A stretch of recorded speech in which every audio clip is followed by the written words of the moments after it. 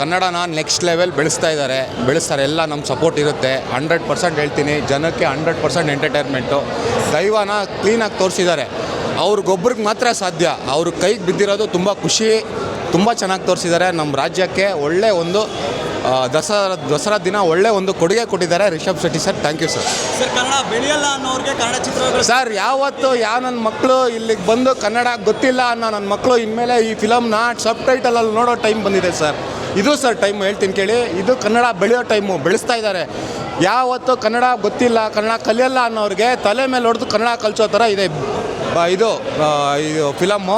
ನೋಡ್ತಾರೆ, ಎಂಜಾಯ್ ಮಾಡ್ತಾರೆ. 100% ಹೇಳ್ತೀನಿ. ಬೇರೆ ಎಲ್ಲ ಲ್ಯಾಂಗ್ವೇಜು ಬಂದು ಈ ದೇವರಿಗೆ ಕೈ ಮುಗಿದು ಈ ಮೂವಿಗೆ ಸಕ್ಸಸ್ಸು ಕೊಡ್ತಾರೆ ಸರ್. ಎಲ್ಲ ಬ್ಲಾಕ್ ಬಸ್ಟರ್ ಯಾವುದು ಇಲ್ಲ.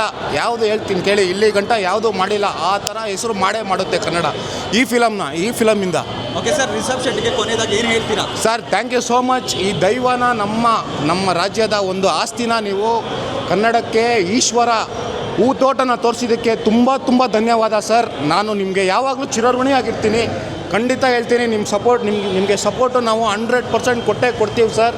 ಎಲ್ಲ ಕಡೆಯಿಂದ ನಾವು ನಿಮಗೆ ಸಪೋರ್ಟ್ ಕೊಡ್ತೀವಿ. ರಿಷಬ್ ಶೆಟ್ಟಿ ಸರ್ಗೆ ಜೈ.